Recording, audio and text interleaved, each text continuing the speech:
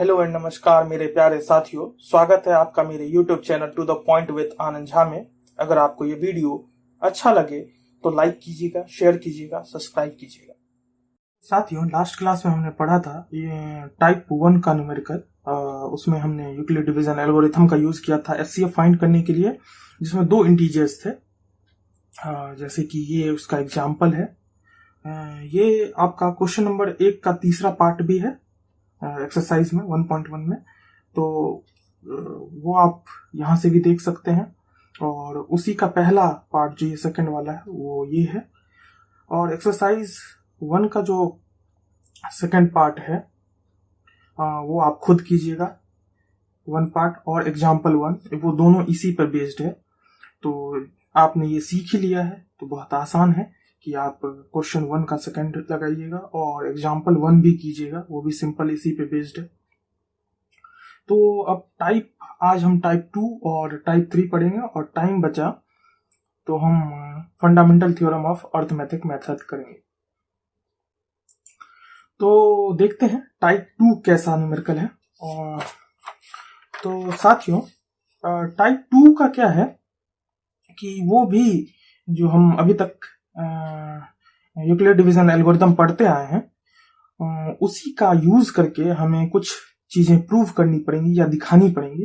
वो है तो टाइप 2 में क्या है दोस्तों कि आपको बोलेगा कि किसी भी इंटीजर को हम किसी इस ऐसे फॉर्म में, जैसे इस तरह का फॉर्म है, यहाँ पे अलग अलग वैल्यूज हो सकती हैं। जैसे यहाँ पे 4 है तो अलग अलग वैल्यूज उसमें आ सकती हैं, ऐसी चीजें आएंगी और आपको बताना पड़ेगा कि वो किस चीज के लिए। तो वो कंडीशंस अपने आप सूट कर जाएंगी जब आप उसको करेंगे।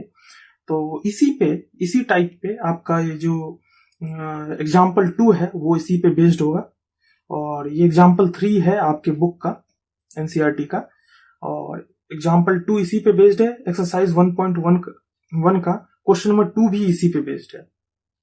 तो आपको बस समझने की जरूरत है, आप वर्ड्स का मतलब जानते हैं कि पॉजिटिव इंटीजर कैसे होता है, इवन होता तो क्या होता है, इसमें ऑड है तो क्या है, इस तरह की चीजें हैं। तो कुछ चेंजेस आएंगे, लेकिन वो अपने आप क्वेश्चन को सूट कर जाएगा, आपको कुछ अलग से नहीं करना पड़ेगा।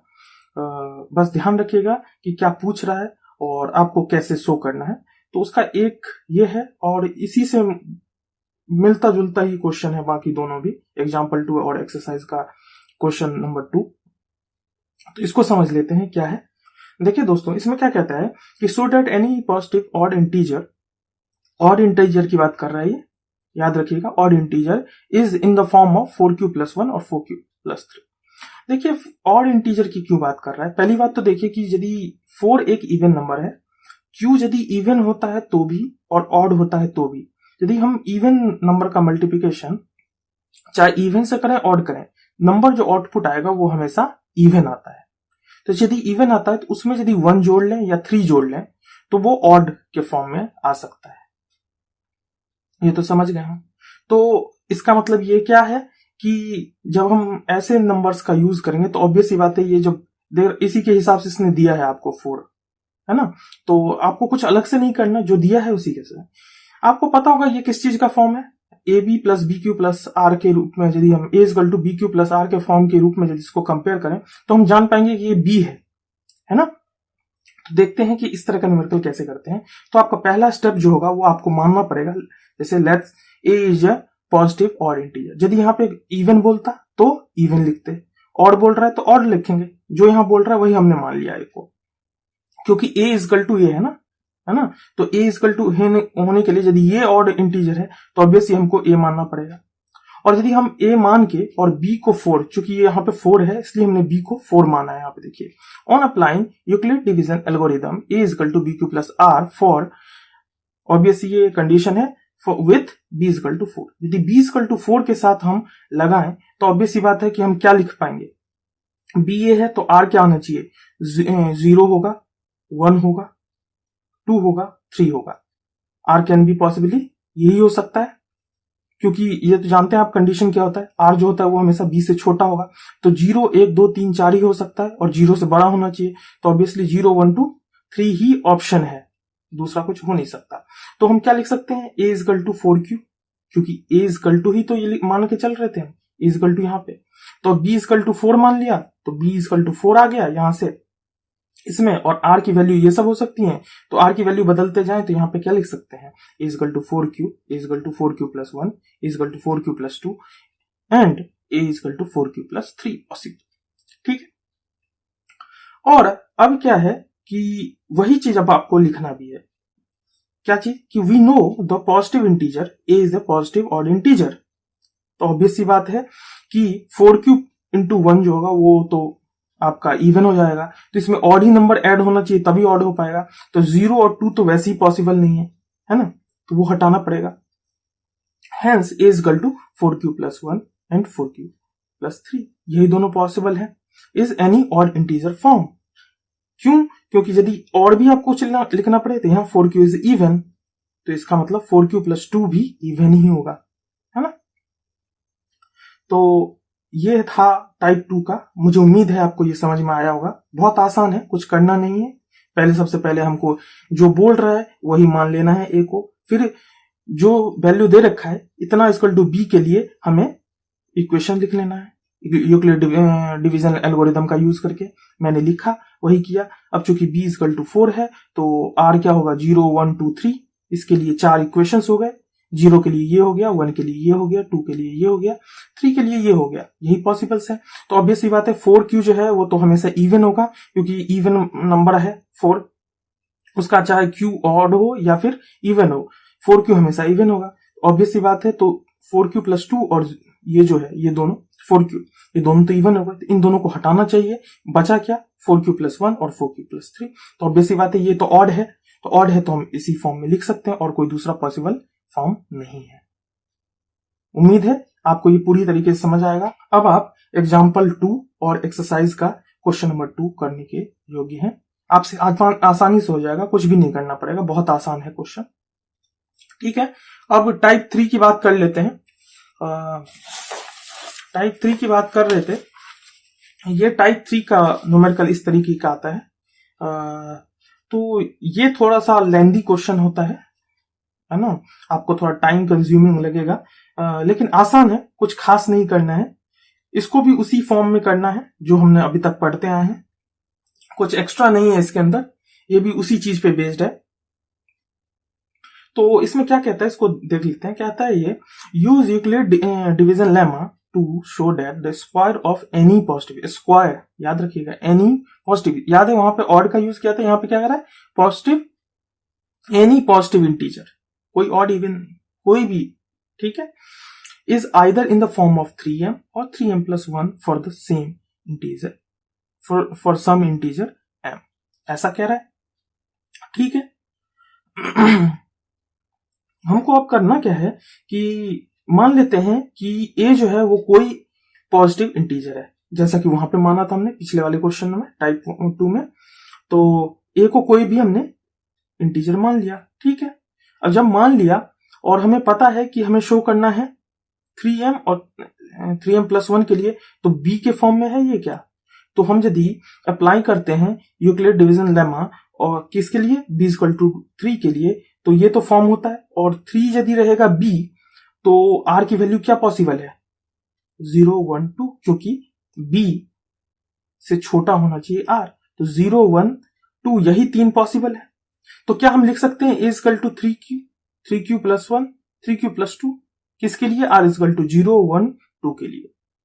ठीक है, ये स्टेप 1 का पार्ट हुआ, ये वहां तक सेम है पिछले वाले क्वेश्चन की तरह। अब यहां से तो कुछ और पूछ रहा है, वहां पे तो सिंपल यही शो करने को बताया था, तो यहां से हमने ऑड इवन डिसाइड कर लिया था, लेकिन यहां पे आपको कुछ और बता रहा है, यहां पूछ रहा है आपसे कि स्क्वायर के फॉर्म में होना चाहिए। तो ठीक है, यदि हम स्क्वायर के फॉर्म में लिखते हैं तो क्या होता है, तो ये तो स्क्वायर का फॉर्म है नहीं, ये तो a इक्वल टू है, तो a का स्क्वायर हमसे पूछ रहा है ना। तो यदि a का स्क्वायर पूछ रहा है तो आपको ऐसे लिखना है फॉर ये फिर ये फिर ये, ऐसे करके लेंदी करके, और मैंने एक ही जगह लाने के लिए ऐसा लिख दिया। यदि आपके पास स्पेस होगा, एग्जाम में आएगा ऐसा क्वेश्चन, तो आप ऐसा कर सकते हैं, इसमें कोई दिक्कत नहीं है, लेकिन जनरली स्पेस ना हो तो पहले r इक्वल टू 0 के लिए लिखेंगे, फिर 1 के लिए लिखेंगे, फिर 2 के लिए लिखेंगे। ठीक है, तो हम ठीक है, r इक्वल टू यदि 0 होता है तो इक्वल टू 3q होता है। ठीक है, for r equal to 1 equal to 3q plus 1, और r इक्वल टू 2 के लिए इक्वल टू 3q प्लस 2 होगा, ये तो हम जानते हैं, यहां से हमने वही लिखा है। ठीक है, स्टेप 2 के अंदर है ये। अब कह रहा है कि हमें यहाँ स्क्वायर करने के लिए पूछा गया था, स्क्वायर के लिए पूछा गया था, तो हम स्क्वायर कर देते हैं। तो क्या लिखेंगे, स्क्वायरिंग बोथ साइड, तीनों में वही लिखा है मैंने, स्क्वायर किया है। स्क्वायर किया तो ए का तो स्क्वायर हो जाएगा और 3q का होल स्क्वायर होगा, यहाँ पे ए का स्क्वायर होगा, 3q प्लस 1 का स्क्वायर होगा। तीनों कंपेयर करेंगे तो आपको एक ही बार करना पड़ेगा, बाकी तीनों तो ऐसे ही है, एक ही जैसा है ना। इसमें 3q प्लस 2 है तो इसका स्क्वायर होगा, जो जिस तरफ है उसका स्क्वायर कर देना है, कुछ नहीं करना। अब स्क्वायर का आपको खोल देना है जो भी है, तो इसमें तो A square equal to 9q square होगा, है ना। तो इसमें तो सिंपल है, ठीक है, ए स्क्वायर, ठीक है। अब इसमें क्या है आपका, इसमें तो a प्लस बी का होल स्क्वायर के फॉर्म में आ रहा है ना। ये किसके फॉर्म में आ रहा है, a प्लस बी का होल स्क्वायर। यदि ऐसा आ रहा है तो इसको उसी तरीके से करना पड़ेगा। तो मान लीजिए a स्क्वायर तो 3q का होल स्क्वायर होता, वो करके 9q स्क्वायर होता, ठीक है। b स्क्वायर तो 1 का स्क्वायर है क्योंकि b तो 1 है, प्लस 2 इंटू ए, यहां पे मैंने b इंटू ए लिखा है, तो b मान लीजिए ये b इंटू ए ये लिखा है, सही है। ऐसा यहां भी है, ये भी a प्लस बी के फॉर्म में ही है, कि होल स्क्वायर के फॉर्म में।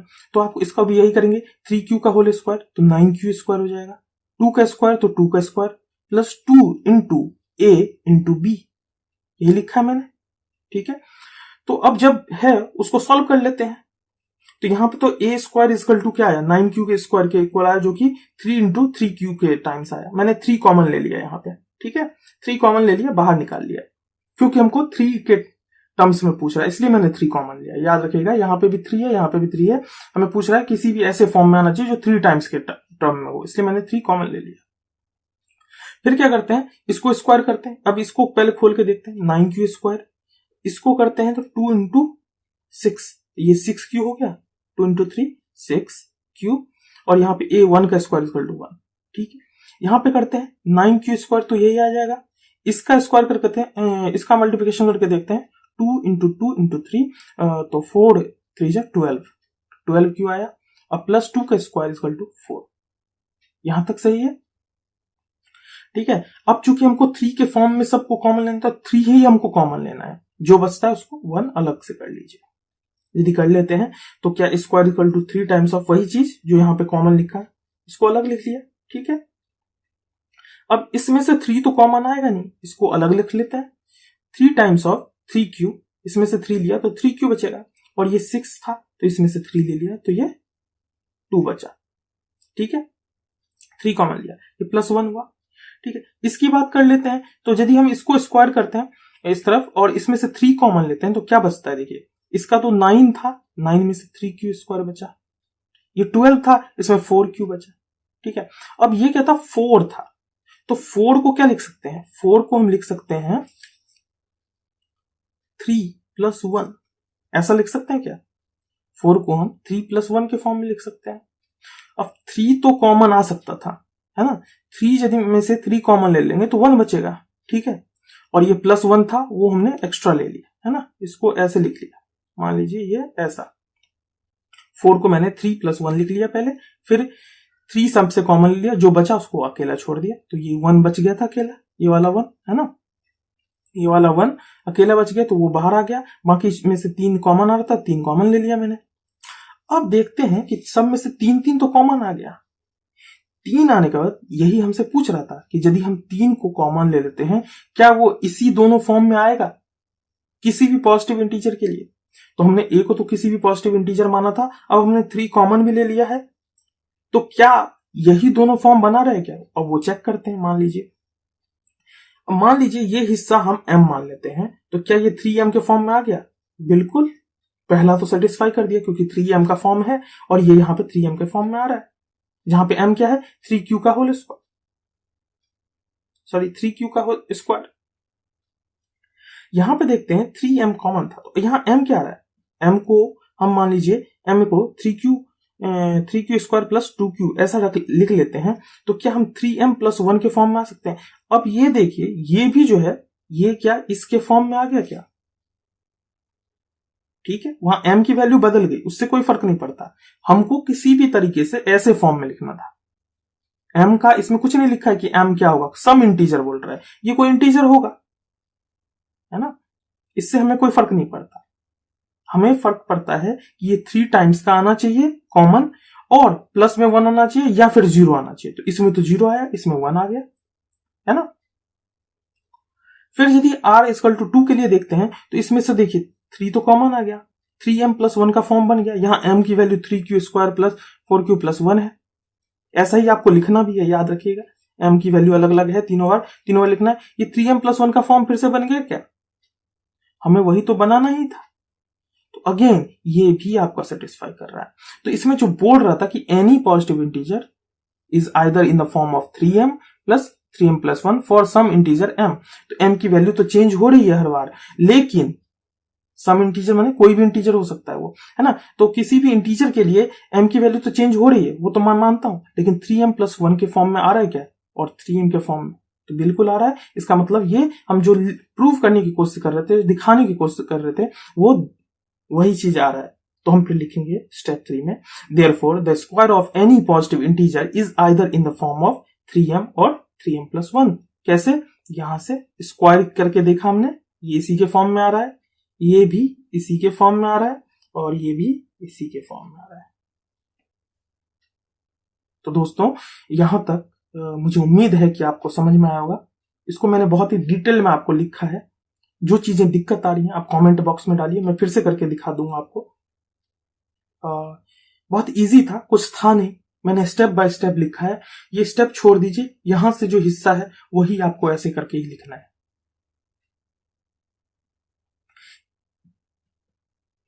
इस पे एक और न्यूमेरिकल है आपका 1.1 में, क्वेश्चन नंबर 5 है। इसमें क्यूब पूछा गया, याद रखिएगा, इसमें क्यूब पूछा गया। इसमें तो स्क्वायर था पूछा हुआ, तो मैंने स्क्वायर किया। क्यूब पूछा तो क्या करना है? क्यूब करना है। उसमें a प्लस b का होल क्यूब लगेगा, याद रखिएगा। a क्यूब इक्वल टू इस फॉर्म में आएगा वो, और a प्लस बी का होल क्यूब तो मुझे उम्मीद है कि आपने छोटी क्लासों में पढ़ा होगा। a प्लस बी का होल क्यूब क्या होता है? a cube plus b cube plus 3a square b plus 3ab के स्क्वायर। इसको एक दूसरे फॉर्म में भी लिखते हैं, 3ab कॉमन ले लेते हैं तो a प्लस बी आ जाता है, या फिर ऐसा भी लिख देते हैं कई बार, a cube plus b cube plus 3ab common ले लें तो ये a प्लस बी के फॉर्म में आ जाए। ऐसा भी लिखते हैं, दोनों एक ही चीज है। इसका यूज करना पड़ेगा आपको, उस पर क्यूब करना पड़ेगा। यहाँ पे स्क्वायर था, वहां पे क्यूब करना, और कुछ भी नहीं करना, डिट्टो सेम करना है आपको। ऐसे ही मानना है, फिर ऐसे ऐसे स्टेप करना है। उम्मीद है आपको ये समझ में आया होगा। ठीक है दोस्तों, यहां से आप एक्सरसाइज 1.1 कर सकते हैं। अब उसमें कोई भी ऐसा क्वेश्चन नहीं है जो इससे बाहर, जितना मैंने पढ़ाया है, चाहे वो कोई भी बुक आप यूज करते हो, आर.डी. शर्मा यूज कीजिए, कोई भी बुक आप यूज कीजिए, रेफरेंस बुक, उसमें भी इससे ज्यादा कुछ नहीं पूछ सकता वो, इससे हाई लेवल नहीं पूछ सकता, इससे ज्यादा कुछ भी नहीं पूछ सकता। जो भी पूछ सकता था वो मैंने बता दिया आपको टाइप ऑफ न्यूमेरिकल में। तीनों टाइप का आप प्रैक्टिस कीजिए अपने घर पे, और उम्मीद है कि आपको ये अभी तक सब कुछ समझ आया होगा। तो ठीक है दोस्तों, अब 1.1 से आगे बढ़ते हैं और अगले थ्योरम की तरफ बढ़ते हैं। तो अगला थ्योरम क्या है दोस्तों? थ्योरम 1.2 है, जो कि फंडामेंटल थ्योरम ऑफ अरिथमेटिक है।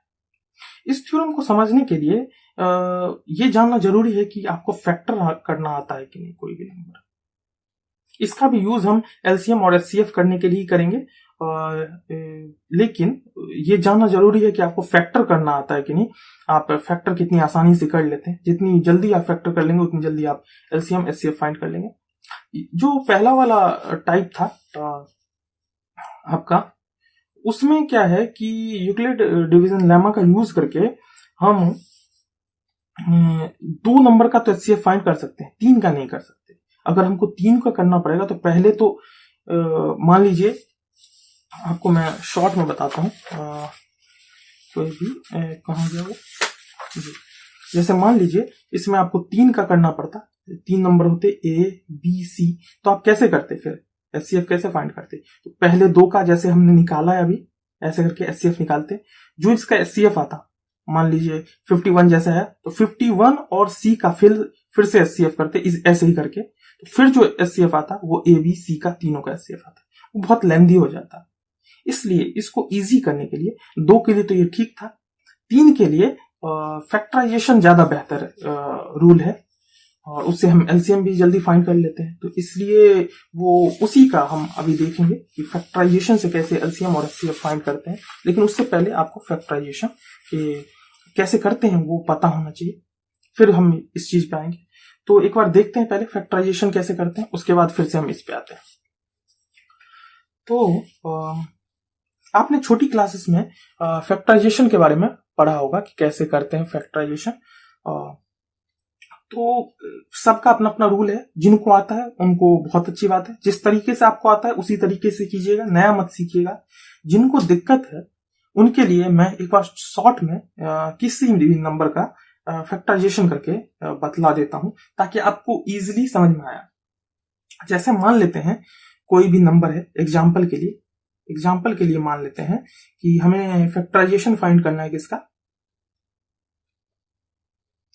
इस नंबर का 32,760 का, इसका फैक्टराइजेशन बहुत बड़ा नंबर हो जाएगा।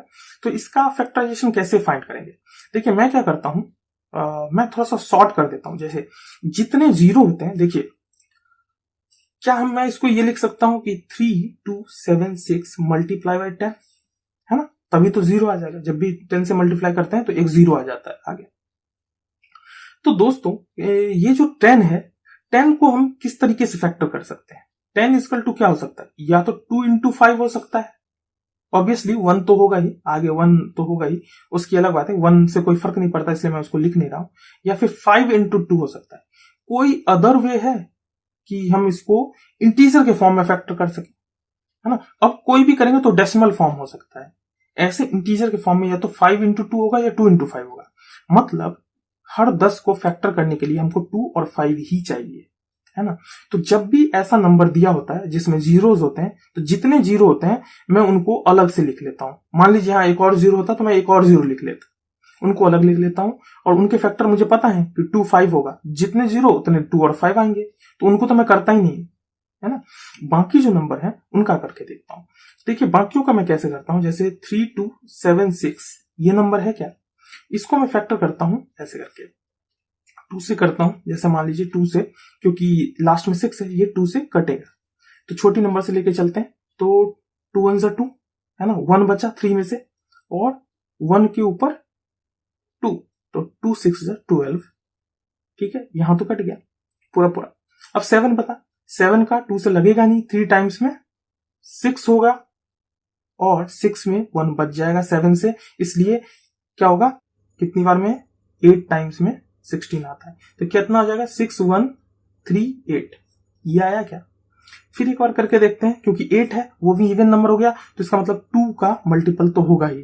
तो 2 से फिर से करके देखते हैं दोस्तों, है ना। 1 में तो लगेगा क्योंकि 1 तो छोटा हो जाता है, तो इस बार 16 में देके देखते हैं, तो 8, है ना, 8 हो गया, 16 पूरा पूरा गया।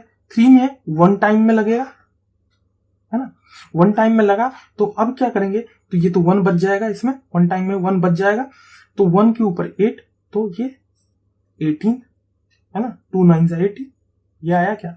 अब देखिए ये इवन नंबर तो अब है नहीं है, क्योंकि इसके लास्ट में 0 2 4 6 ये सब है नहीं, तो इसका मतलब ये अब 2 से तो नहीं लगेगा, 3 से लग सकता है क्या, इसका समेशन 3 से डिविजिबल होना चाहिए, तो ये पूरा नंबर डिविजिबल हो जाएगा। तो ऑब्वियस सी बात है, 9 ये है और ये भी 9 हो जाता है, 18 तो कटता है 3 से, इसका मतलब 3 से डिविजिबल है। तो 3 से करके देखते हैं, 3 2 6, 3 6, 2 पे 1 आया, तो 3 7 21, 3 3 9, है ना। अब ये 3 से है क्या डिविजिबल, फिर से चेक कर लेते हैं, 2 + 7 9, 9 + 3 12, ऑब्वियसली 12 भी 3 से डिविजिबल है, इसका मतलब फिर से 3 से करके देखते हैं, तो 3 9 27, और 3 1 3 91 आया। अब भी कटेगा क्या 3 से, 9 and 10, 10 तो नहीं कटता, इसका मतलब 3 का डिविजिबल अब होगा नहीं। तो और क्या हो सकता है इसका, 5 का हो नहीं सकता, क्योंकि 5 के लिए 0 होना जरूरी है, या फिर 5 लास्ट में होना चाहिए, तो 5 से हो नहीं सकता, 4 से हो नहीं सकता। बचा क्या, आपका देखते हैं 7, क्योंकि 6 से भी नहीं होगा, 2 3 दोनों से होना चाहिए 6 के लिए, तो वो भी नहीं होगा। 7 से होगा क्या? 7 से करें तो 7 1 जा 7 और 7 3 जा क्या होगा आपका 21। इसका मतलब इसका डिविजिबल हो गया। और अब 13 से करके देखते हैं तो 1 आ गया। तो इसके फैक्टर्स क्या हो गए 2 2 3 3 7 13। तो यदि मैं लिखूं 3276 का फैक्टर तो क्या हो जाएगा 2 into 2 into 3 into 3 into 7 into 13 ऐसा होगा क्या। और चूंकि 10 था इस पे 0 यदि मैं डालता हूं तो इसके दो फैक्टर और बढ़ जाएंगे। वो क्या होगा 2 इंटू 5 है ना 2 इंटू 5। अब क्या है इसको ऐसे लिखते हैं क्या? नहीं, असेंडिंग ऑर्डर में बढ़ना चाहिए, बढ़ते क्रम में लिखते हैं। जो छोटे नंबर्स होते हैं वो पहले फैक्टर आते हैं तो ऐसे लिखते हैं। और जितनी बार है उसको हम एक ही बार में काउंट कर लेते हैं। 2 का पावर 1 है 2 हो गया और 3 हो गया तो 2 to power 3 multiply by 3 to power कितनी बार? एक बार दो बार है ना। अब इससे बड़ा नंबर क्या है 5 तो 5 हो गया एक टाइम एक ही बार में है तो 5 का पावर 1 7 एक ही बार है 7 का पावर 1 इंटू 13 का पावर 1। ठीक है तो ऐसे हम फैक्टर लिखते हैं दोस्तों। उम्मीद है आपको फैक्टर निकालना आ गया होगा कि हम फैक्टर कैसे निकालते हैं। अब हमने इसका फैक्टराइजेशन कर लिया है। अब हम थ्योरम को अच्छे से समझते हैं। उम्मीद है आपको ये समझ में आया होगा। जिनको समझ में नहीं आया वो बताइएगा और मैं फिर से बताने की कोशिश करूंगा। तो देखते हैं कि अब इसका यूज कैसे करते हैं हम एलसीएम और एचसीएफ फाइंड करने के लिए दोस्तों। तो फिर से अब आते हैं अपने काम पे दोबारा। अब ये देखिए ये कहता है फंडामेंटल थ्योरम ऑफ अरिथमेटिक क्या कहता है। कहता है एवरी कंपोजिट नंबर हमने शुरू में क्या पढ़ा था? ऐसे नंबर्स होते हैं जो कि जिनको हम फैक्टर कर सकते हैं प्राइम नंबर्स में। ये हमने पढ़ा था पहली क्लास में है ना। कंपोजिट नंबर ऐसे होते हैं जिनके प्राइम फैक्टर्स हो सकते हैं। तो कह रहा है एवरी कंपोजिट नंबर कोई भी जितने भी कंपोजिट नंबर है कोई भी किसी भी को can be expressed as a product of prime numbers. ये तो हमने पढ़ा था है ना। ये तो पहली क्लास में पढ़ा था वही लाइन सही है। एंड फैक्टराइजेशन इज यूनिक कह रहा है। यूनिक मतलब क्या? अलग क्या बताता है फैक्टराइजेशन इसका? बताते हैं apart from the order in which the prime number occur. कह रहा है कि यदि हम किसी भी मान लीजिए किसी भी कंपोजिट नंबर का, जैसे कि अभी एग्जांपल के रूप में ये लेते हैं, ये भी एक कंपोजिट नंबर है क्योंकि इसके बहुत सारे फैक्टर्स हैं। कह रहा है कि जब हम इसका फैक्टर निकालते हैं तो ये देखिए ये किसी भी ऑर्डर में हम इसका फैक्टर निकाल सकते थे है ना। मान लीजिए यहां पे मैं 1 लिखता हूं, ये कोई भी ऑर्डर है ना, रैंडम ऑर्डर है। तो कह रहा है कि हम जब किसी भी कंपोजिट नंबर का फैक्टराइजेशन करते हैं तो वो किसी भी ऑर्डर में उसका डिवाइड किया गया हो। मैंने पहले 2 से किया हो, फिर 2 से किया, फिर 3 से किया, 3 से किया, फिर 7 से किया, फिर 13 से किया, फिर 2 से किया, फिर 5 से किया। तो ये कोई रैंडम ऑर्डर है, मैंने कोई एक ऑर्डर फॉलो नहीं किया। लेकिन क्या कहता है कि हम चाहे किसी भी ऑर्डर में इसको डिवाइड करें, लेकिन जब हम इसको लिखेंगे फैक्टराइजेशन को तो हम एक यूनिक, जो यहां बता रहा है कि ये यूनिक वे में आपको लिखना पड़ेगा। वो क्या है यूनिक वे? यूनिक वे कहता है one and only one way to express, है ना। यहां पे यूनिक का मतलब है वन वे और only one way to express, मतलब हम किसी भी रैंडम में, ऐसा नहीं आगे पीछे लिख सकते हैं, किसी भी एक ही फॉर्म में लिख सकते हैं। और वो फॉर्म क्या होना चाहिए? Ascending order. असेंडिंग मतलब बढ़ते जाता है। तो क्या मैंने ये यही लिखा है क्या? 2 टू पावर 3, 3 टू पावर 2, ये नंबर जो है ये बढ़ते जाने चाहिए। ये जो है 2, उसके बाद 3, उसके बाद 5, उसके बाद 7। ये नहीं कि मैं पहले 13 लिख दूं, है ना, क्योंकि इसके रैंडम ऑर्डर तो बहुत सारे हो सकते हैं। मैं मान लीजिए पहले 3 से देता तो इसका ऑर्डर अलग हो जाता, है ना। तो कह रहा है कि किसी भी फैक्टराइजेशन को फंडामेंटल थ्योरम कहता है अरिथमेटिक कि हम एवरी जितने भी कंपोजिट नंबर हैं उन सब का फैक्टराइजेशन हम किसी भी ऑर्डर में करें कोई फर्क नहीं पड़ता। लेकिन जब उनका फैक्टराइजेशन हम लिखेंगे तो हम उसको इस फॉर्म में लिखेंगे कि उनके पावर्स यूनिक होने, बढ़ते जानी चाहिए, जो कि एक यूनिक फॉर्म है, कह रहा है असेंडिंग ऑर्डर में लिखने, बढ़ते हुए, यही कहता है। तो जैसे मान लीजिए एक है, एग्जांपल के लिए मान लेते हैं एक नंबर x है, जब हम उसका फैक्टराइजेशन करते हैं तो p1 p2 p3 आता है। ऐसे फॉर्म में हम फैक्टर लिख सकते हैं। लेकिन ये फॉर्म यदि ऐसा फॉर्म में लिखते हैं तो क्या होना चाहिए? p1 सबसे छोटा होना चाहिए, फिर p2, तो वही है क्या, p1 सबसे, मान लीजिए ये p1 है तो p2 है, ये p3 है, ये p4 है, ये P5 है मान लीजिए, तो कह रहा है कि P1 से बड़ा होना चाहिए P2। क्या ये सेटिस्फाई कर रहा है? बिल्कुल कर रहा है। P2 से बड़ा होना चाहिए P3, ये भी सही है। P3 से बड़ा होना चाहिए P4, P4 से बड़ा होना चाहिए P5, मतलब बढ़ते हुए जाना चाहिए। इसी फॉर्म में हम एक्सप्रेस करेंगे। ये सेंडिंग ऑर्डर है, यही यूनिक वे है, यही कहता है फंडामेंटल थ्योरम ऑफ अर्थमेटिक। यहां तक उम्मीद है कि ये थ्योरम आपको समझ में आया होगा। क्वेश्चंस आपसे पूछेगा नहीं थ्योरम को ऐसे कुछ बताने के लिए, इस पे क्वेश्चंस ही पूछ सकता है। फिर भी आप इसको लिख लीजिए, पॉज करके इसको लिख लीजिए, ये बहुत सही तरीका है और आपकी नोटबुक में रहेगा तो आपको जल्दी रिमाइंड रहेगा और क्वेश्चन भी जल्दी इजीली सॉल्व हो जाएगा। पहले भी जो मैंने दोनों टाइप्स बताए हैं उनको आप कॉपी में एज इट इज लिखिएगा, ताकि आपको उसी फॉर्म में एग्जाम्स में बताने हैं। यदि आप फॉर्म बदलाओगे नंबर कट जाएंगे आपके, है ना, टीचर्स आपके नंबर काट लेगा। आपको एक एक सेंटेंस वैसा ही लिखना है, इसलिए मैंने टाइप 1 टाइप 2 टाइप 3 लिखा, क्योंकि आपको सिर्फ 3 टाइप पढ़ना है। 13 क्वेश्चन नहीं पढ़ने या 14 क्वेश्चन नहीं पढ़ने हैं, आपको सिर्फ 3 टाइप पढ़ना है। 14 क्वेश्चन के 14 क्वेश्चन उसी पे आएंगे, है ना। ऐसे करके ही मैं पढ़ाता हूं और इसलिए आसान लगेगा आपको। तो यहां तक उम्मीद है, इसको पॉज करके लिख लीजिए, फिर आगे बढ़ते हैं। अब क्या है कि दोस्तों कि इसी थ्योरम का, फंडामेंटल थ्योरम ऑफ अर्थमेटिक का यूज करते हैं हम एलसीएम और एचसीएफ फाइंड करने के लिए। एलसीएम और एचसीएफ को फाइंड करने के लिए हम यूज करते हैं जो फंडामेंटल थ्योरम ऑफ अर्थमेटिक है उसका। इसका दूसरा नाम क्या है, ये आपने साथ बचपन में सुना भी होगा, prime factorization method. Prime factorization method आपने सुना होगा, सेम चीज का नाम है, इसी चीज का नाम प्राइम फैक्टराइजेशन मेथड है, जो छोटी क्लासेस में लिखा जाता है। तो आप देखते हैं ये इसको कैसे करते हैं। मान लीजिए 2 की जगह मैं मान लेता हूं यहाँ पे 3 कर देता हूं। 2 तो हम अभी तक पढ़ते ही आ रहे हैं, इसको 3 कर लीजिए समझाने के लिए। For any 3 positive integer A B and C मान लेते हैं, एंड सी, ठीक है। अब ऐसे कर लीजिएगा, है ना। For any 3 positive integer A B and C, तो यदि हम उसका एचसीएफ फाइंड करना चाहें तो एचसीएफ कैसे फाइंड करते हैं? तीनों नंबर का एचसीएफ, यदि 2 होता तो 2 का कर सकते थे, है ना। जरूरी नहीं तीसरा जो होगा वो नंबर नहीं होगा तो 3 को नेग्लेक्ट कर देंगे, सी को नेग्लेक्ट कर देंगे। 4 होगा तो एक और नंबर इसमें ऐड कर देंगे, है ना, डी भी हो जाएगा, है ना। तो ये किसी भी कितने भी नंबर का हम इसमें एलसीएम और एचसीएफ निकाल सकते हैं।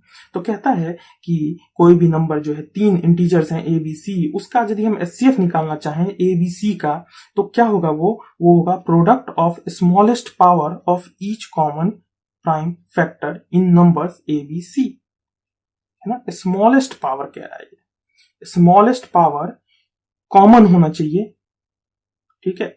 तो पहले क्या करेंगे, उसके लिए तो हमें फैक्टर निकालना चाहिए, जो कि हमने अभी सीखा है ना। सबका फैक्टर निकालेंगे, उसमें से जो स्मॉलेस्ट पावर होगा जो कि कॉमन होना चाहिए, कॉमन होना जरूरी है, जो सब में ए बी सी में कॉमन होगा वही उसका एचसीएफ होगा। कैसे होगा मैं एग्जांपल के फॉर्म में बताऊंगा। ये दूसरा स्टेटमेंट है एलसीएम। तो एलसीएम क्या बोलता है इसमें दूसरे स्टेटमेंट के रूप में कि प्रोडक्ट ऑफ ग्रेटेस्ट पावर, इसमें ग्रेटेस्ट पावर की बात की है। तो ग्रेटेस्ट पावर की बात की है तो किसके, वो सारे प्राइम फैक्टर्स जो कि इन्वॉल्व हैं ए बी सी के। जब हम फैक्टराइजेशन कर रहे थे, प्राइम फैक्टराइजेशन कर रहे थे, तो जो जो नंबर इन्वॉल्व हैं उसमें जिसके जितने बड़े बड़े पावर होंगे वो सारे बड़े वाले पावरों का मल्टीप्लिकेशन, प्रोडक्ट, है ना। प्रोडक्ट जो होंगे वो सारे बड़े वाले नंबरों के फैक्टराइजेशन के बड़े वाले जो नंबर्स होंगे, जितने जितने पावर होंगे उन सबका प्रोडक्ट। अभी एग्जाम्पल में आप देखेंगे कि कैसे हम उनको चूज करेंगे, कौन से बड़े हैं कौन से छोटे हैं। जब ये दोनों हुआ तो इसके मैथमेटिकल प्रूफ हुए, मतलब लोग कर रहे थे तब उनको पता चला कि ऐसे 2 रिजल्ट और आ सकते हैं, है ना। ये प्रूफ नहीं है, इसमें मैथमेटिकल को जब प्रूफ करके देखा, मान लीजिए एलसीएम निकाल लिया, एचसीएफ निकाल लिया, फिर उनका जब मल्टीप्लाई किया तो वो इसके प्रोडक्ट के बराबर ही आया, है ना। तो ये एक्चुअली में जब लोग मैथमेटिकली इसका यूज कर रहे थे तो उन्होंने देखा कि ऐसा होता है, तो फिर वो उसका रिजल्ट के रूप में ये 2 स्टेटमेंट आए कि जब एलसीएफ ऑफ, जब 2 नंबर के लिए, सिर्फ 2 इंटीजर्स के लिए है, याद रखिएगा, 2 से ज्यादा के लिए नहीं, 3 के लिए यूजफुल नहीं है ये, ना ही 4 के लिए, सिर्फ और सिर्फ 2 इंटीजर के लिए होनी चाहिए। तो कह रहा है जब एचसीएफ ऑफ हम निकाल लेते हैं ए और बी का और एलसीएम ए बी का निकाल लेते हैं तो उन दोनों का जो मल्टीप्लिकेशन है, प्रोडक्ट जो है वो क्या है, ए और बी जो वो नंबर्स हैं ए बी का, उनका मल्टीप्लिकेशन के बराबर होता है।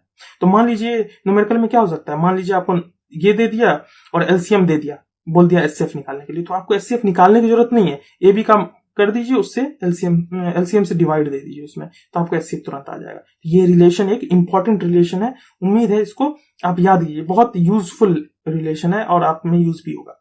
ये आपके यूज आएगा नहीं क्योंकि मुझे लगता नहीं कि आपके कोर्स में ये दिया जाएगा, थोड़ा लेंदी हो जाता है इसलिए, लेकिन मैंने फिर भी इसको लिख लिया है ताकि यदि आपको थोड़ा सा हाई लेवल पढ़ना है तो ये बहुत बेहतर है। ये भी रिलेशन इसी की तरह लोग जब मैथमेटिकली इसका यूज कर रहे थे 3 नंबर के लिए तो उन्होंने देखा कि ऐसा कुछ रिलेशन भी ये फॉलो कर रहा है। तो उसमें क्या कहता है, यदि हम एलसीएम निकालते हैं तीनों की बात कर रहा है वो, एलसीएम जब हम निकालते हैं तीनों का तो वो किसके बराबर होता है, पहले तो 3 नंबर का मल्टीप्लिकेशन कीजिए और एचसीएफ निकालिए तीनों का, है ना, और डिवाइड दीजिए एचसीएफ, चूंकि एचसीएफ से हमने मल्टीप्लाई किया 3 नंबर का तो एचसीएफ से ही डिवाइड देंगे, किसका, ए बी का एचसीएफ, बीसी का एचसीएफ और सीए का या एसी का एचसीएफ निकालेंगे।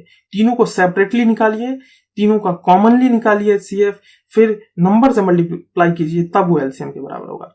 तो जब सब दे रखा हो तब तो ठीक है इसका यूज करना, नहीं तो लोग पहले एलसीएम खुद ही क्यों ना निकाल ले, इसका क्यों यूज करिए, तो ज्यादा लेंथी हो जाएगा, है ना, इसलिए इसका ज्यादा यूज नहीं है, लेकिन ऐसा हो सकता है ना, जब आपको ए बी सी नंबर दे दिया हो, एचसीएफ तीनों का दिया हो, फिर एचसीएफ हर एक combine a B B c और सी ए का दे दिया हो, तब हम इजिली फाइंड कर सकते हैं। ऐसे ही एचसीएफ ए बी सी के लिए लिखा है, तो इसमें देखिए जैसे हमने इसमें एलसीएम था और एचसीएफ के लिए भी पढ़ा था और एचसीएफ से ही डिवाइड दिया था, इसमें एचसीएफ के लिए पढ़ रहे तो एलसीएम से करेंगे, तो A B C multiplication of LCM A B C, फिर LCM of A B B C फिर सी ए, तीनों का सेपरेटली करेंगे तो एचसीएफ निकल आएगा। तो एलसीएम के लिए एचसीएफ, एचसीएफ के लिए एलसीएम, इनका उल्टा करना है। लेकिन मेन इंपॉर्टेंट ये रिजल्ट है, यही आपसे पूछा भी जाएगा, इसी का यूज भी होगा, है ना। और ये दोनों स्टेटमेंट तो बहुत इंपॉर्टेंट है, ये स्टेटमेंट आपसे बिल्कुल नहीं पूछा जाएगा लेकिन इसका यूज आएगा। आपको याद रखना है, स्मॉलेस्ट पावर की बात कर रहा था और ग्रेटेस्ट पावर की कर रहा था, किसमें, एलसीएम में ग्रेटेस्ट की, और स्मॉलेस्ट पावर की बात कर रहा था मैं एचसीएफ में। और ऑब्वियसली कॉमन तो आना ही चाहिए, कॉमन दोनों में होगा, जो कॉमन होगा उसी की बात करेंगे, ठीक है। अब इसका यूज करके देखते हैं, इसी के यूज पे चैप्टर 2 आपका पूरा बेस्ड है। एक्सरसाइज 2, माफ कीजिएगा, एक्सरसाइज 2 आपका पूरा इसी पे बेस्ड है ना। तो अब देखते हैं एक्सरसाइज 2 में कोई भी एग्जाम्पल लेके समझते हैं कि क्या दे रखा है। तो दोस्तों ये मैंने एक एग्जाम्पल लिखा है, इसमें कह रहा है find the LCM and HCF of 6, 72 and 120। ये आपके एग्जाम्पल 8 है आपके बुक में, किसका यूज करके, यूजिंग प्राइम फैक्टराइजेशन मेथड, ठीक है। इसको मैं सेंटेंस के रूप में नहीं बताऊंगा, आपको मैथमेटिकली बताऊंगा कैसे एलसीएम एचसीएफ फाइंड करते हैं। उसके बाद मैं टाइप में आपको बताऊंगा कि आपको क्वेश्चन में यदि आएगा तो आपको कैसे करना है, ठीक है। इसको एग्जाम्पल की तरफ लेके देखते हैं ताकि आपको फाइंड करना आना चाहिए कि मैथमेटिकली हम कैसे फाइंड करें, ठीक है। तो पहले तो सबका फैक्टर निकालना जरूरी है ना। तो पहले 6 का फैक्टर करते हैं, तो 6 तो बहुत आसान है, तो 6 है, 6 का फैक्टर में लिखूं तो क्या होगा, 6 हो सकता है 1 इंटू 2 इंटू 3, 6 का यही फैक्टर हो सकता है ना। और हमें पता है कि फैक्टर को कैसे लिखना है, बढ़ते क्रम में, इसलिए मैंने यहाँ पे असेंडिंग ऑर्डर में लिखा है, 1 2 3 लिखा है पहले, ठीक है। 1 लिखे ना लिखे कोई फर्क नहीं पड़ता, लेकिन मैंने फिर भी लिख लिया, ठीक है। 72 की बात करें तो मैं तो ऐसे लिख सकता हूं, लेकिन फिर भी मैं आपको समझाने के लिए ऐसे करूंगा कि जैसे मान लीजिए 72 है, इसका फैक्टराइजेशन लिखते हैं, तो 2 3 जा 6, 2 6 जा 12, है ना, क्योंकि 2 3 जा 6, 1 बच गया, 7 है तो घटाएंगे तो 1 बच जाएगा, 1 पे 2 आएगा, है ना, तो क्या आ जाएगा आपका 12, 2 6 जा 36 में आ गया, ठीक है। अब 2 से फिर देंगे तो ये तो अब आसान हो जाएगा, क्योंकि हमें पता है कि 18 2 जा 36 होता है ना। फिर से 2 देते हैं तो 9 हो जाता है, फिर से देते हैं, अब ये 2 से तो जाएगा नहीं, 3 से जाना चाहिए क्योंकि 9 है, 3 3 जा 9, 3 दिया तो 1 हो गया, है ना। तो अब कह सकते हैं 2 इंटू 2 इंटू, तो ये क्या हो जाएगा इसका फैक्टर, 1 इंटू 2 इंटू 2 इंटू 2, क्योंकि 1 2 3 बार आया, मल्टीप्लीकेशन 3 इंटू 3, कुछ ऐसा आएगा क्या। इसको कैसे लिखेंगे, 1 इंटू 2 टू पावर कितनी बार आएगा, 1 2 3 बार, मल्टीप्लीकेशन 3 टू पावर 2 बार, 1 बार 2 बार, ठीक है। ऐसा ही एक और नंबर है हमारे पास, वो है 120। 120 का देखते हैं, 2 से देंगे तो 2 6 जा 12, 1 में तो जाएगा ना, इसलिए दो नंबर में देना पड़ेगा।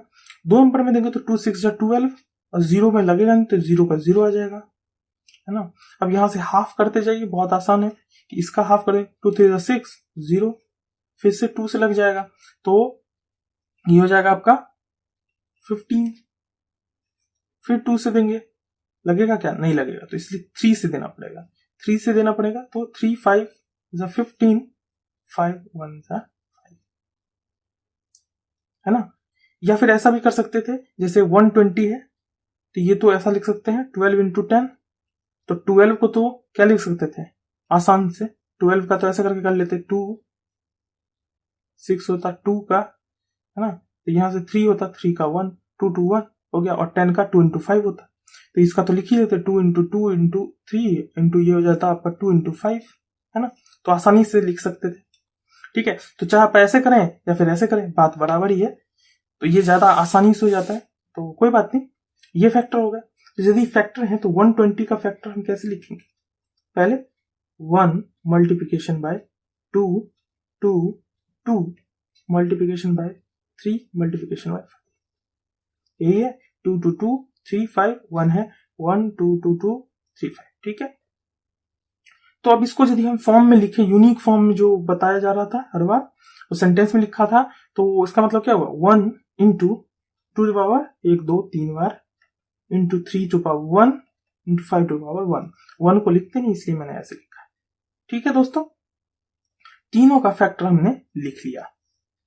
अगर अब आपसे पूछता है कि एचसीएफ क्या होगा 6 72 और 120 का, तो एचसीएफ का सेंटेंस आपको याद होगा कि एचसीएफ के सेंटेंस में क्या बोल रहा था, smallest power of each common prime factor, कुछ ऐसा ही बोल रहा था क्या, देखिए, product of smallest power of each common prime factor in the, तो कॉमन प्राइम फैक्टर पहले तो हमें ढूंढना पड़ेगा कि कॉमन प्राइम फैक्टर क्या क्या है ना, सब में कॉमन प्राइम फैक्टर क्या है, तो देखिए 1 तो आ गया फैक्टर सब में, तो 1 तो होगा ही, ठीक है, प्रोडक्ट ऑफ, है ना, और कौन सा कॉमन फैक्टर, इसमें 2 की पावर 1 कॉमन है, इसमें 2 की पावर 3 है, 2 की पावर 3 है, इन दो में 2 की पावर 3 कॉमन है, लेकिन इसमें 2 की पावर 3 है नहीं, कितना है, सिर्फ एक ही है, तो सिर्फ एक ही 2 कॉमन आएगा, है ना, कॉमन आना जरूरी है, तो तीनों में कॉमन क्या है, 1, 2 की पावर 1 कॉमन है, तो इसमें 1 तो है, इसमें 1 है तो आएगा, लेकिन 3 तीनों में है नहीं, इसमें तो 1 ही है इसलिए नहीं हो पाएगा, ठीक है, 2 आया। अब देखते हैं 3 है इस नंबर में, 3 बाकियों में भी है, इसमें 1 है, इसमें 1 है, इसमें 2 है, लेकिन 1 ही तो कॉमन है, इसमें तो 1 है, इसमें 2 और इसमें 2 तो है नहीं, इसलिए 2 होगा नहीं, सिर्फ एक ही 3 आना चाहिए कॉमन, तो 1 3 आ गया कॉमन, 5 इसमें है ही नहीं, कॉमन होगा ही नहीं, खत्म कहानी, है ना, तो यही 3 है। अब यदि इसका प्रोडक्ट लिखें तो कितना हो जाएगा 6, तो दोस्तों एचसीएफ जो होगा 6 72 और 120 का वो 6 होगा। कैसे फाइंड करेंगे, एक बार फिर से मैं रिपीट कर देता हूं कि सबका फैक्टराइजेशन निकाल लेंगे, ऐसे करके आपको ऐसा लगे, यदि आसान लगे कोई और आपको मेथड पता है तो आप उससे फैक्टराइजेशन कर सकते हैं, फिर उसको बढ़ते क्रम में लिखेंगे ताकि आपको आसानी हो कंपेयर करने में, फिर तीनों में जो नंबर कॉमन आए उन नंबर का प्रोडक्ट निकाल देंगे, वही एचसीएफ होगा, ठीक है। अब देखते हैं एलसीएम पूछ लेता है तो कैसे निकालेंगे, एलसीएम ऑफ 6 72 120 बोलता है तो कैसे निकालेंगे। तो दोस्तों एक लाइन शायद मैंने पिछली बार गलत बोल दिया था, है ना। इसमें इन्वॉल्व बोला है, कॉमन नहीं, इन्वॉल्व बोला गया है, कॉमन नहीं। और इसका मतलब कॉमन बिल्कुल नहीं होगा। इन्वॉल्व में इसमें greatest power of each prime number निकालना है, ठीक है, ग्रेटेस्ट पावर। तो greatest power of each prime number, है ना, जो कि तीनों में है। तो देखते हैं, ठीक है, ये कॉमन की बात नहीं कर रहा है इसमें, ठीक है, इन्वॉल्वमेंट की बात कर रहा है। तो ग्रेटेस्ट पावर का तीनों में जो सबसे ज्यादा बड़ा होगा वही निकालेंगे। देखिए, एक का पावर तो एक ही है तीनों में, चाहे इसमें ले लो, इसमें ले लो, इसमें ले लो, तो एक तो एक ही रह गया, ठीक है। अब 2 का पावर सब में ग्रेटेस्ट किस में है? 2 का पावर 3 ग्रेटेस्ट है सब में, है ना। 2 का पावर 3 ग्रेटेस्ट है तो 2 का पावर 3 लिखेंगे, है ना। तीनों में ग्रेटेस्ट पावर कितना है? 2 का पावर 3 ही ग्रेटेस्ट है, ठीक है। 3 का पावर कितना ग्रेटेस्ट है? इसमें तो 1 है, इसमें 2 है, इसमें 1 है, तो 2 सबसे ग्रेटेस्ट हुआ, ठीक है। दोस्तों 5 का पावर कितना ग्रेटेस्ट है तीनों में? इन दोनों में तो 5 है ही नहीं, तो 5 का है नहीं, इसका मतलब 5 का पावर 0 है ना। तो 5 का पावर 1 जो है वही ग्रेटेस्ट है ना। तीनों में जो ग्रेटेस्ट है 5 का पावर वो 1 ही है। इसको हम ऐसे भी लिख सकते थे 5 का पावर 0 इंटू 5 का पावर 0, क्योंकि किसी भी नंबर का पावर 0 इक्वल टू 1 होता है। चाहे 5 हो, 0 हो, कोई भी नंबर हो, किसी का पावर 0 1 होता है, ये तो हमें पता है। तो हम ऐसा लिख सकते थे। तो इन सब में ये 5 है तो ऐसा होगा। अब इसका प्रोडक्ट लिख के देखते हैं। तो ये तो 1 हो गया, ये 8 हो जाएगा, 2 टू पावर 3, इसका 9 हो गया, इसका 5 हो गया। यदि इसका हम मल्टीप्लिकेशन करके देखें तो ये आ जाएगा आपका 8 9 is 72 multiplication 5 which is equal to 360। हाँ, 360 के इक्वल है। तो एलसीएम ऑफ तीनों का क्या आया? 672 और 120 का वो है 360, ठीक है। एक बार मैं फिर रिपीट कर देता हूं। सबसे पहले क्या करेंगे? फैक्टर निकालेंगे, ऐसे करके निकाल लें, या आपका कोई मेथड हो उससे निकाल लें। फिर क्या करेंगे? एचसीएफ बोलेगा तो हमको कॉमन फैक्टर निकालना है, जो तीनों में हो वही नंबर लिखना है, ठीक है ना। वही नंबर लिखना है जो तीनों में हो, कॉमन फैक्टर लिखना है। तो कॉमन तो सब तीनों में सिर्फ यही है, जो स्मॉलेस्ट होगा वही कॉमन होता है।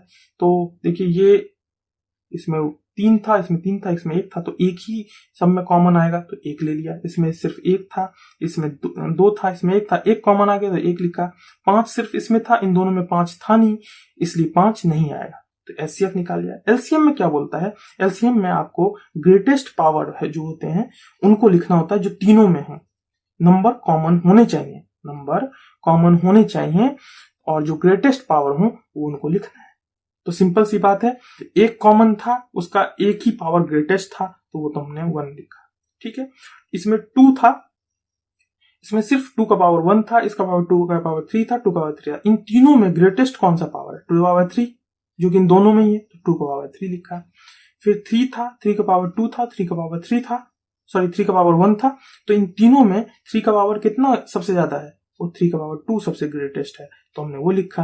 फिर 5 की बात करें, 5 की पावर 0 था, 5 का पावर 0 था, इसमें 5 था, तो ऑब्वियसली 5 का पावर 1 ही इन्वॉल्वमेंट सबसे ज्यादा है, इसलिए ये दे दिया 5 का। फिर तीनों का प्रोडक्ट निकाल लिया। ऐसा उम्मीद है आपको इस एग्जाम्पल से एलसीएम और एचसीएफ कैसे फाइंड करते हैं ये भी पता चल गया होगा, ठीक है। इसी को हम एक और तरीके से भी कर सकते थे, जो अभी हमने पढ़ा था कि एलसीएम ऑफ जो 3 वाला होता है उससे कर सकते थे, लेकिन वो बहुत लेंदी हो जाता है ना।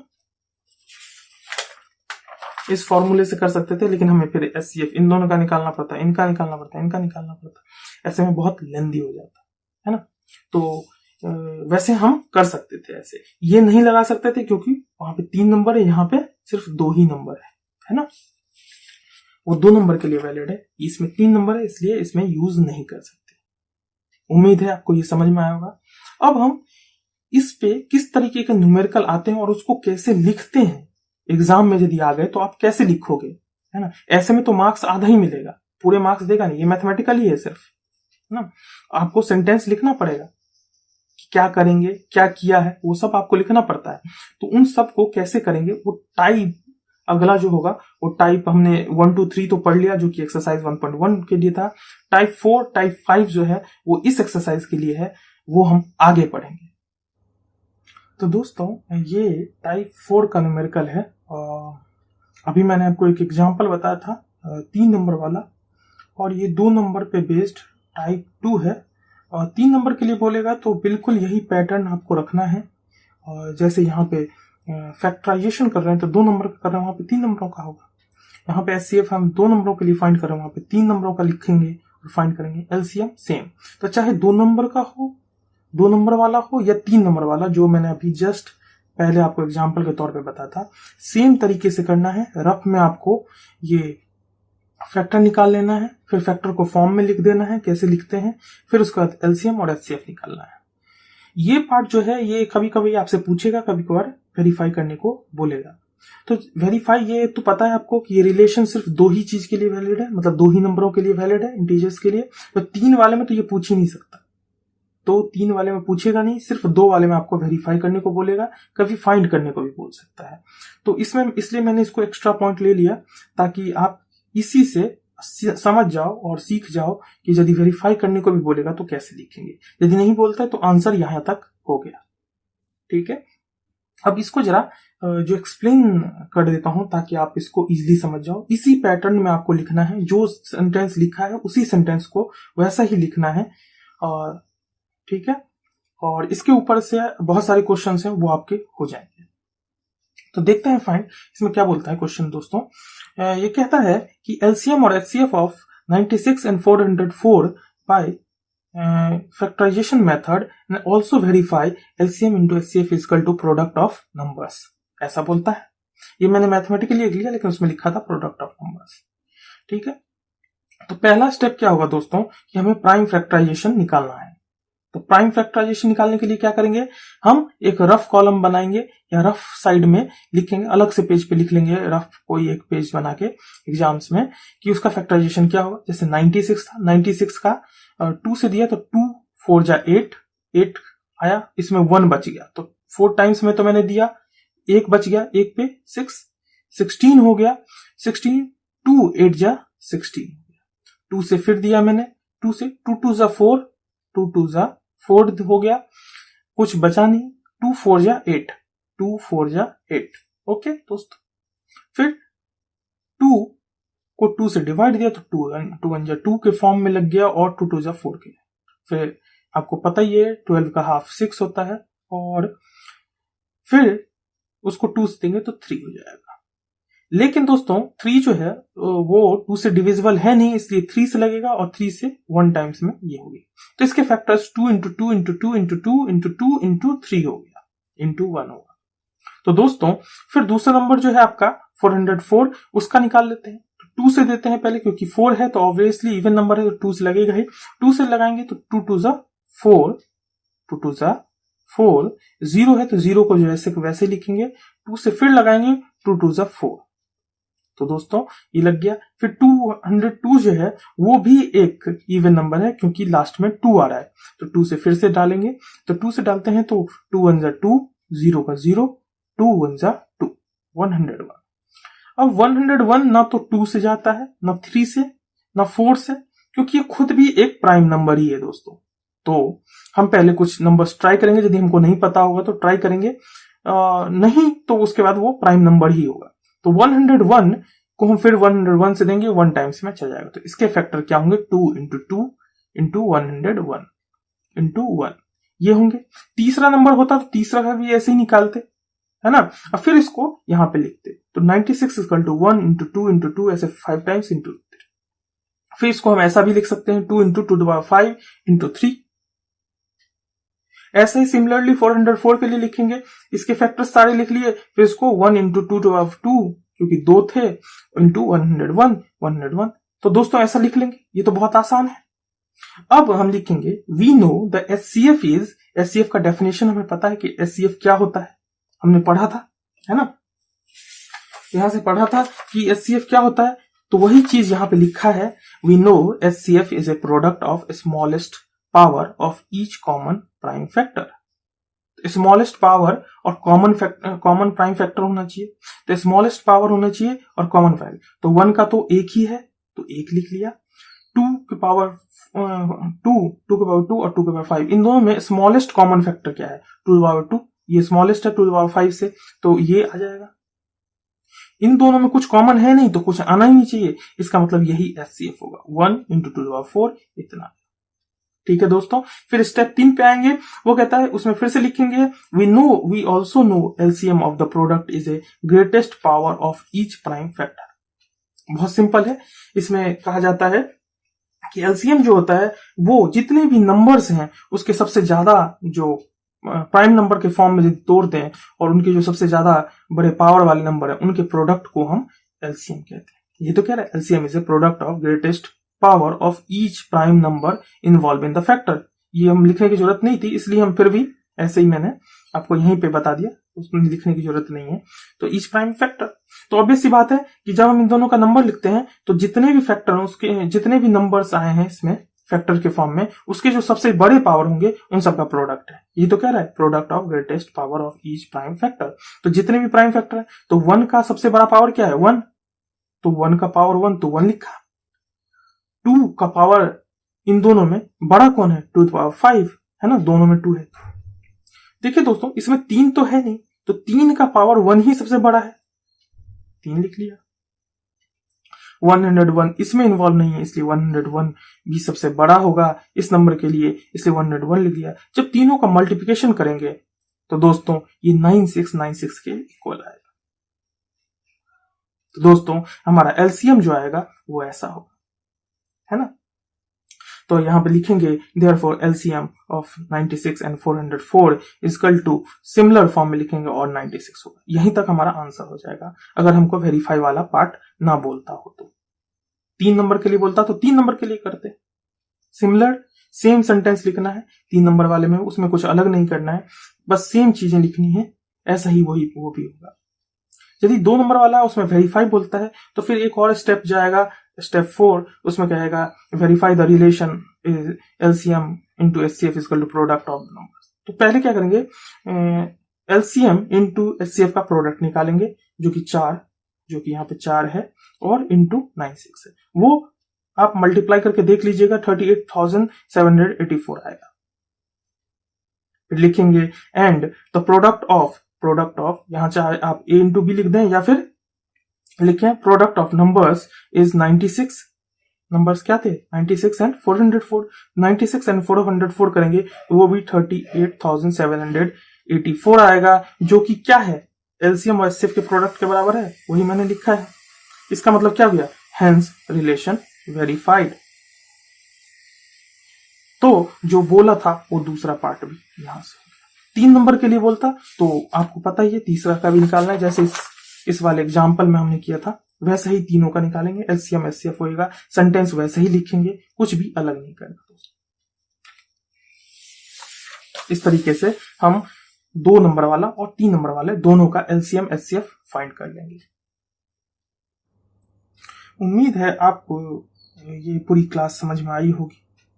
फिर भी एक बार हम सम अप कर लेते हैं और देखते हैं कि क्या क्या हमने आज पढ़ा है 1.1 से आगे। तो दोस्तों सबसे पहले हमने पढ़ा था फंडामेंटल थ्योरम ऑफ अरिथमेटिक, जो कहता है कि हम किसी भी कंपोजिट नंबर को ऐसे एक्सप्रेस कर सकते हैं कि वो हमेशा उसके फैक्टर्स जो हों वो बढ़ते क्रम में हों, ऐसे कि असेंडिंग ऑर्डर में उसको हम एक्सप्रेस कर सकें। LCF क्या होता है, वो स्मॉलेस्ट पावर होता है और प्रोडक्ट ऑफ स्मॉलेस्ट पावर होता है जो कि कॉमन होना चाहिए, इसमें कॉमन इन्वॉल्व है। लेकिन LCM क्या होता है, वो ऐसे होते हैं नंबर्स का ग्रेटेस्ट पावर का प्रोडक्ट होता है, जो ऐसे नंबर जो कि उसमें इन्वॉल्व हो, वो सारे के सारे नंबर, जितने नंबर इन्वॉल्व हो चाहे वो कॉमन हो या ना हो, उन सभी का प्रोडक्ट LCM। इनके रूप 2 रिजल्ट आए थे इनके स्वरूप में, वो दोनों में से ये जो आपका पहला रिजल्ट है वो बहुत कॉमन है और बहुत बार यूज भी होगा। ये दूसरा फैक्टर है, ये दूसरा जो रिजल्ट है वो ज्यादा यूज होगा नहीं, तो उसकी बात हम उतनी करेंगे नहीं, लेकिन फिर भी हम इसको ध्यान में रखेंगे। ये 3 के लिए है, ये 2 के लिए है। उसके बाद हमने बात किया था कि हम कैसे फैक्टराइजेशन करते हैं, तो फैक्टराइजेशन हम कैसे करते हैं उसकी बात कर रहे थे। तो हम ऐसे नंबर्स को कॉमन लेते रहेंगे, हर नंबर में से हम कॉमन लेंगे। 2 नंबर हमने कॉमन लिया तो ये जो नंबर है इसमें से 2 कॉमन लिया तो इतना बचेगा, 2 फिर कॉमन लिया तो इतना बचेगा, उसी को हम करते हैं। जब हम ये फैक्टराइजेशन सीख गए तो चैप्टर जो हमारा 1.2 जो एक्सरसाइज है उसका जो पार्ट 1 है, क्वेश्चन नंबर 1 का जितने भी पार्ट्स हैं वो यही निकालने को बोल रहा है, प्राइम फैक्टराइजेशन। उसको इस फॉर्म में लिखेंगे तो वो पहला क्वेश्चन हो जाएगा। ठीक है, क्वेश्चन नंबर 2 जो है एक्सरसाइज का वो आपका इस पे बेस्ड है कि जो 2 नंबर्स होते हैं उसका हम एलसीएम एचसीएफ कैसे निकालते हैं। तो ये आपका टाइप 4 भी है, 3 नंबर के लिए बोलेगा तो 3 नंबर के लिए हम यूज कर सकते हैं। बस आपको करना क्या है कि 3 नंबर वाले में एक और बन जाएगा, यहाँ पे तीसरे का भी फैक्टराइजेशन लिखेंगे, इसमें 3 का कॉमन लेंगे। ठीक है, इसमें 3 नंबर जो इन्वॉल्व होंगे उन सबका ग्रेटेस्ट पावर होगा, उन सबका प्रोडक्ट निकालेंगे और फिर इसको वेरीफाई करेंगे। लेकिन 3 वाले के लिए वेरीफाई पॉसिबल नहीं है क्योंकि उतना बड़ा क्वेश्चन पूछेगा नहीं, क्योंकि दूसरा फॉर्मूला चाहिए होता है आपका 3 नंबर वाले को वेरीफाई करने के लिए। तो इतना टाइम तो रहता नहीं कि एग्जाम में ये वाला नंबर आपको वेरीफाई करने को बोले, इसलिए 2 वाले के लिए वेरिफिकेशन पूछेगा। 2 वाले के लिए वेरिफिकेशन पूछेगा तो आप इस तरीके से उसको वेरीफाई कर सकते हैं। हो सकता है कि आपसे सिर्फ क्वेश्चन ही डायरेक्ट पूछ ले जिसमें आपको एलसीएम निकालने को बोल दे, एचसीएफ दे रखा हो और 2 नंबर दे रखे हो। 2 नंबर दे रखा हो, एचसीएफ दे रखा, तो आप इस फॉर्मूले का यूज करके जैसे एलसीएम इक्वल टू क्या हो जाएगा, A into b upon HCF, तो यहां से आप एलसीएम निकाल लेंगे। ऐसा क्वेश्चन नंबर 1 है भी आपके चैप्टर में, वो एक इस पे बेस्ड है। बाकी आप फॉर्मेट ऐसे लिखेंगे चाहे वो 2 नंबर के लिए वो 2 नंबर वाला हो, 2 इंटीजर्स के लिए हो या 3 इंटीजर्स के लिए। ठीक है, 3 इंटीजर्स का पूछेगा तो आप ऐसे करके फैक्टराइजेशन करेंगे और तीनों का निकालेंगे 3 पे। तो क्वेश्चन नंबर 3 जो है वो इस पे पूरा बेस्ड है। आपके एक्सरसाइज का क्वेश्चन नंबर 1 इस पे बेस्ड है और क्वेश्चन नंबर जो आपका 2 है वो इस पे बेस्ड है। इसको रफ वर्क ही दिखाना है, इसको मीन वर्क में नहीं दिखाना है, याद रखिएगा। एक क्वेश्चन नंबर 5 है या मेरे हिसाब से 6 है, कोई एक क्वेश्चन होगा वो इस पे बेस्ड है, इस वाले पे। तो ये सारे क्वेश्चन आप कर लोगे। जो टाइप 5 पढ़ेंगे, एक और टाइप जो है इस चैप्टर में, वो बाकी जो क्वेश्चन है वो आपको इन्वॉल्व कर लेगा। आज की क्लास के लिए बस इतना ही। उम्मीद है आपको सब कुछ समझ आया होगा। नहीं समझ आया तो फिर से रिपीट करके देखिए, और फिर भी कोई प्रॉब्लम हो तो आप कमेंट बॉक्स में डाल दीजिए, मैं देखूंगा और आपके प्रॉब्लम को सॉल्व करने की कोशिश करूंगा। शेयर कीजिए, सब्सक्राइब कीजिए और अपने दोस्तों को भी बताइए। Thank you very much.